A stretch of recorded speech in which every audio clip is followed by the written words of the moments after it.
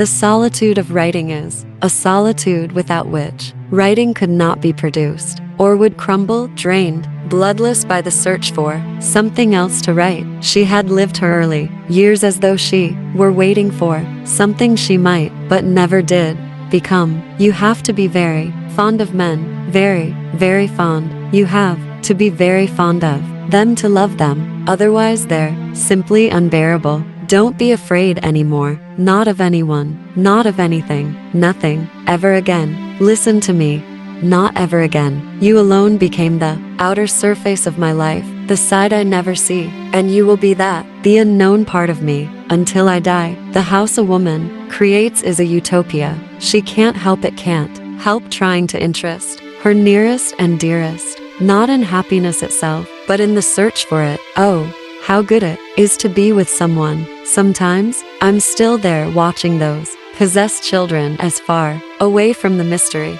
Now as I was then, I've never written though I thought I wrote, never loved though I thought I loved, never done anything but wait outside the closed door. Alcohol is barren. The words a man speaks in the night of drunkenness fade like the darkness itself at the coming of day. I often think of the image only I can see now, and of which I've never spoken. It's always there in the same silence. Amazing. It's the only image of myself I like, the only one in which I recognize myself, in which I delight. The story of my life doesn't exist, does not exist. There's never any center to it, no path, no line. There are great spaces where you pretend there used to be someone, but it's not true. There was no one. I know it's not clothes that make women beautiful, or otherwise, nor beauty care, nor expensive creams, nor the distinction of costliness of their finery. I know the problem lies elsewhere. I don't know where. I only know it isn't where women think. A house means a family. House, a place specially meant for putting children and men in so as to restrict their waywardness and distract them from the longing for adventure and escape they've had since time began. We're in the vanguard of a nameless battle, a battle without arms or bloodshed or glory. We're in the vanguard of waiting. I believe that always, or almost always, in all childhoods and in all the lives that follow them. The mother represents madness. Our mothers always remain the strangest, craziest people we've ever met. When the past is recaptured by the imagination, breath is put back into life. I've known you for years. Everyone says you were beautiful when you were young, but I want to tell you I think you're more beautiful now than then. Rather than your face as a young woman, I prefer your face as it is now, ravaged. People come to Paris, to the capital, to give their lives a sense of belonging, of an almost mythical participation in society. I acquired that drinker's face before I drank. Drink only confirmed it. The space for it existed in me. Perhaps you'll escape, day and night, this obsession. It's not that you have to achieve anything. It's that you have to get away from where you are. There are many women who write as they think they should write, to imitate men and make a place for themselves in literature. The woman is the home. That's where she used to be, and that's where she still is. You might ask me, what if a man tries to be part of the home? Will the woman let him? I answer yes, because he becomes one of the children. He says he's lonely, horribly lonely because of this love he feels for her. She says she's lonely too. She doesn't say why. I am dead. I have no desire for you. My body no longer wants the one who doesn't love. Journalism without a moral position is impossible. Every journalist is a moralist. It's absolutely unavoidable. You're always more unreal to yourself than other people are. That she had so completely recovered her sanity was a source of sadness to her. One should never be cured of one's passion. In heterosexual love there's no solution. Man and woman are irreconcilable, and it's the doomed attempt to do the impossible, repeated in each new affair, that lends heterosexual love its grandeur. A prolonged silence ensues. The reason for the silence is our growing interest one for the other. No one is aware of it. No one yet. No one? Am I quite sure? When a woman drinks, it's as if an animal were drinking, or a child. Alcoholism is scandalous. In a woman, and a female alcoholic is rare, a serious matter. It's a slur on the divine in our nature. I have never waited for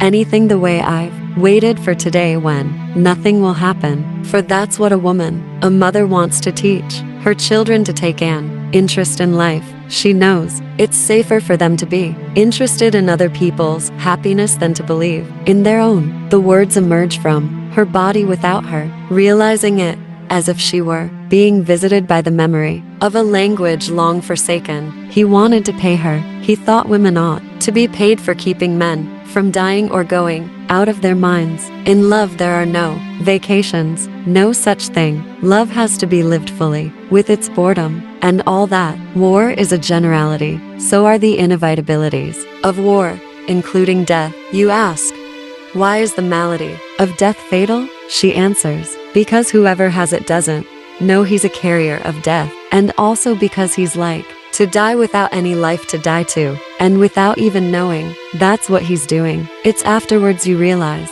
that the feeling of happiness you had with a man didn't necessarily prove that you loved him. No other human being, no woman, no poem or music, book or painting can replace alcohol in its power to give man the illusion of real creation, to love one child and to love all children, whether living or dead somewhere. These two loves come together, to love a no good but humble punk and to love an honest man who believes himself to be an honest man somewhere. These two come together. It's only women who are not really quite women at all, frivolous women who have no idea, who neglect repairs. What stops you killing yourself when you're intoxicated out of your mind is the thought that once you're dead you won't be able to drink anymore. You didn't have to attract desire. Either it was in the woman who aroused it, or it didn't exist. Either it was there at first glance, or else it had never been. The thing that's between us is fascination, and the fascination resides in our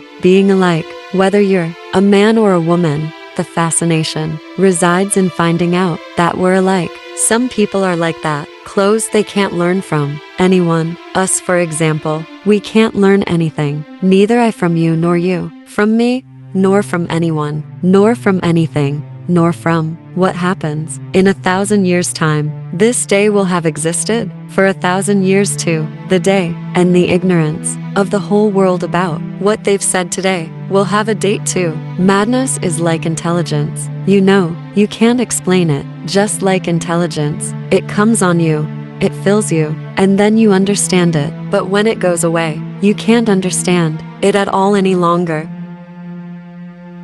Marguerite Germaine Marie Donadieu, April 4, 1914, March 3, 1996. Known as margueriteduras in Guianh, Cochinchina, French Indochina, now Vietnam. Her parents, Marie Legrand, 1877 to 1956, and Henry Donadieu, 187 to 191, were teachers from France who likely had met at Guianh High School. They both had previous marriages. Marguerite had two older brothers, Pierre, the elder, and Paul. Duras' father fell ill and he returned to France, where he died in 1921. Between 1922 and 1924, the family lived in France while her mother was on administrative leave. They then moved back to French Indochina when she was posted to Phnom Penh, followed by Vientiane, Long, and Sassi. The family struggled financially, and her mother made a bad investment in an isolated property, an area of rice farmland in Pré Nob, a story which was fictionalized in Un barrage contre le Pacifique,